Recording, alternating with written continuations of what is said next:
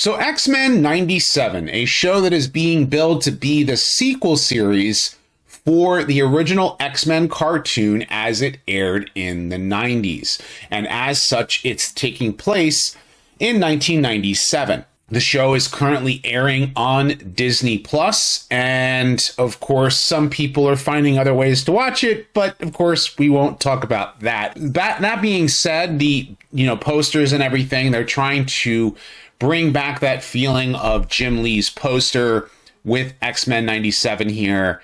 And I got a chance to finally sit down and watch the first 2 episodes. And before I even talk about X-Men, I know, I still need to talk about Thundercats 2011. It's kind of been a thing, and I do need to pick up again and, of course, talk more about Godzilla, because some people are asking me to do the Godzilla reviews and pick those back up again. But I wanted to talk about X-Men here because it is a show that every Saturday morning, I would turn my TV on and I would watch the original X-Men cartoon. I went back and read all the comics, back in the day, and I couldn't wait to see where they would incorporate some of the storylines, whether it was from the 80s or the 90s. I know that there was Pride of the X-Men. We all had those X-Men, video games, and then came the movies, which the movies are the movies. But the cartoon itself did a really good adaptation back in the day from the original, from the actual comics. And here, X-Men 97 does incorporate a lot of storylines from the comics that I never thought that they would add into, the cartoon itself. Because when the cartoon ended back in, 1996, 97, somewhere around there, there was a lot of storylines that were left open and a lot of things that they could have covered. But I kind of wondered which X-Men were going to be, like if they were to add any more X-Men to the team. Because that was one thing I never really cared for with the original 90s cartoon, was that like you'd get these guest appearances out of an X-Men character and they never, became permanent. Like you had Colossus would show up, Psylocke would show up, like in the later episodes.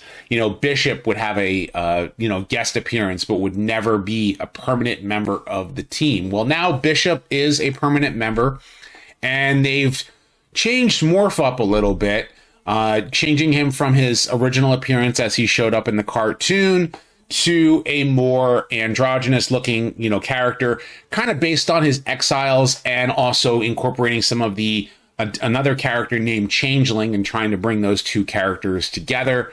And so they're doing a little bit of changes there.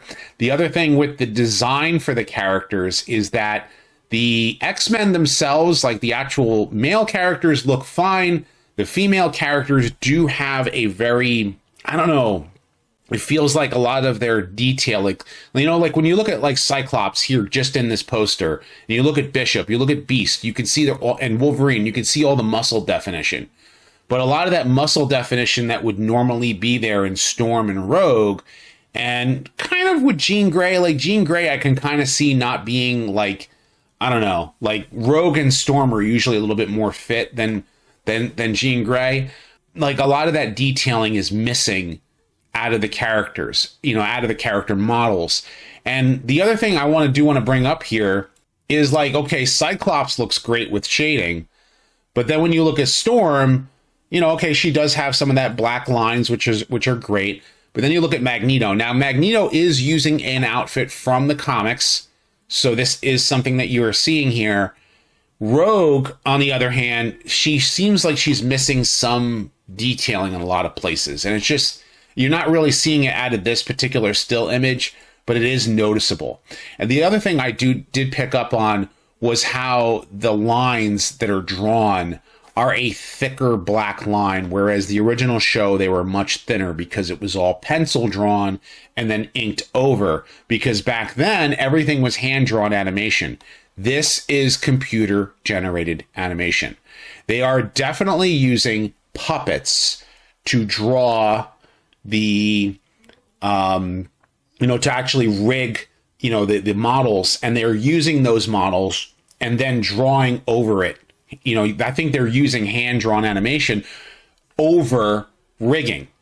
And while that is fine, The problem is that with the animation, I want to say, as far as like reviewing the show is concerned, there's a really jarring thing that you're going to notice. The frame rate is really low. And so there is, you notice that a hand is here and then a hand is here. And it's like, wait, I missed something. Or, Storm hits a character and and the character hits a wall and his hand is up like as he's like hitting the wall, and then like next frame it's down. Like you're not getting that visual cue of a hand moving. And unfortunately, it really picks up on it. It's really also noticeable when Jubilee is doing this whole dance. She's showing off her powers, and because the way the powers are, you're paying attention to her hands, and which is great. And in still shots, it looks fantastic. But you'll notice like she like will move, and then it's like it's here, and you're like, it's really jarring. It's really, really jarring. And because you're paying attention to her hand movements, you notice it more. The other thing is like these dancers, you can tell they are computer generated because they make the same like, dancing move, and it looks off. This guy right behind Jubilee is doing this weird, I don't know, it just looks off. Action-wise, though, when they're actually the action scenes themselves, they look awesome. Like, there's a whole bunch of sequences where, like, the action scenes are, like, it's top-notch, but then all of a sudden they regroup, and it's back to the jagged animation again. So I'm being very critical of the animation at first because I want to like give you guys my honest opinion about the show. And after seeing the first 2 episodes, the storyline is actually decent. The 2 episodes themselves were, I actually rather than enjoy them. Episode 2 was a lot better than episode 1. But I just to bring back the animation thing real here, this is what I was talking about. Storm hits him, and then you notice the jarring like thing where his hand just kind of comes down. And it's off. But everybody wants to make mention of this Cyclops moment here. That Cyclops motion was awesome. But then when you look at like the way that this morph as Jean Grey is moving, look at her movements. It's so jarring the way she's moving. And it just doesn't look right. And the more I thought about it, I was just like, it looks so off. I want it to look really good. But but that was all in episode 1. Episode 2, I can say, was animated a little bit better. It's like they had to get all the kinks out of that initial episode's animation, and now episode 2 looks better. But that being said, is the story good? Well, yeah, it actually does pick up really well after the original show ended.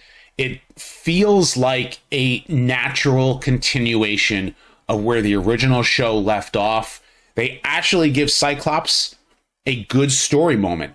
The only thing that feels weird, and I want to stress this, like Magneto's character arc is a little weird. I know it's like they're trying to incorporate some things from the comics. I know they're trying to incorporate his like hero moment, become a good guy, but is not really a good guy kind of thing. I get that. But Magneto's like story arc itself is a little off-putting. And the other thing is that they are hinting at a relationship with Rogue and Magneto, which is something from the comics. So Gambit and Magneto are probably going to be not seeing eye to eye. I can kind of see that happening. And this pregnant Jean Grey gives birth to Nathan. So we then get, and I know this is kind of a little bit of a spoiler, but we kind of know that Cable is going to be a thing, right? So I think they are definitely doing the Madeline Pryor thing. And that is a storyline from the comics. So I'm glad that they are incorporating more storylines from the comics as a whole. And also Bishop. I do want to bring up Bishop. He has now shorter hair. He doesn't have the dreadlocks that he once had. I know some fans are not going to be happy about that, but I am happy that he is a main character now, a main part of the team. It's just that, like, I'm hoping that they can do something more with his storyline than just, hey, I can just absorb and shoot back. Like, let there be a little bit more character arc from him, because we know he came from the future, but there wasn't much to him. And then Storm, they're doing something with Storm that I know that's going to upset fans. And it's not to do with her hairstyle. And it's not to do with anything else other than her powers.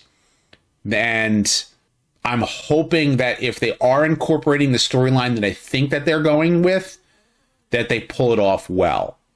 Because Storm has a few arcs in the comic books that I know that fans are going to wonder where they're going to go with it. And so, and Jubilee, I like her character. I also like they added Sunstorm, Sunspot to the cast. Butcher those, that part right there. But, I'm glad that they added his character to the team, because I know it gives more variety. I always said that I want them to bring more X-Men in, bring in, have Iceman be a regular cast member, have Psylocke bring in Angel or Archangel. But I mean, the way that they actually do it is they utilize Morph to turn into the characters that we might not see in the first season of the show. So Morph turns into the Blob, Morph turns into Colossus, Morph turns into Sabretooth, Morph turns into Psylocke, Morph turns into Jean Grey, and even has the normal human disguise that we've seen in the first, in the original series, what Morph looked like in the original show, he does turn into. So there is that. That being said, I mean, I've been skeptical about this show, and I'm still skeptical about where the show is going to go. But I'm hoping that if they're really going to go forward with this, that the animation, picks up the frame rate, that the storyline does get better. But as a start to the show, I'm eager to see where they go next. I'm being critical of the animation because it's jarring. It's hard to watch when you know how, like, you've seen good animation before, and now you're looking at this and kind of going like, it looks so weird. But at the same time, I'm glad the voice cast. So the guy they picked up for Cyclops in the show does a great substitution for Norm Spencer. Much of the original cast has returned. I'm glad for that too. I have to say, like, I'm giving this show so far, I would say a 7 out of 10 for a setup for the first 2 episodes.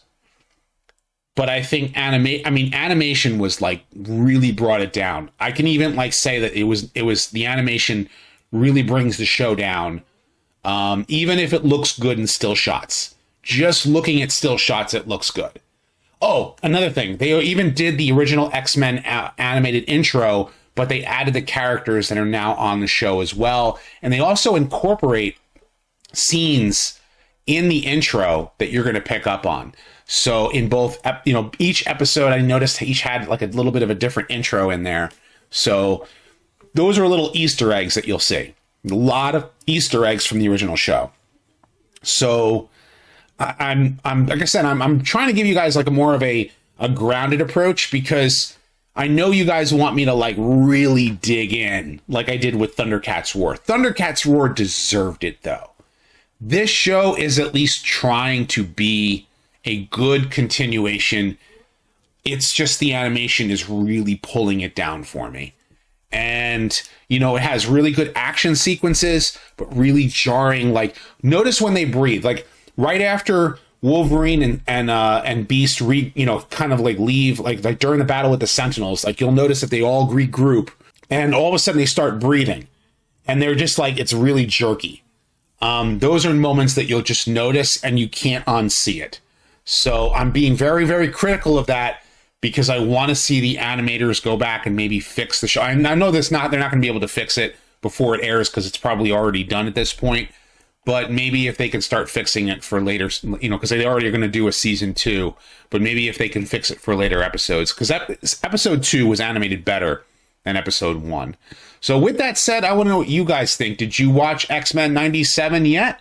Are you excited to see it? Are you saying, I'm not going to watch it at all whatsoever? Of course, leave your thoughts in the comment section down below. Be sure to thumbs up this video and subscribe. I have many more videos coming on this channel, so stay tuned for all of that. And as always, guys, until next time, till all are one.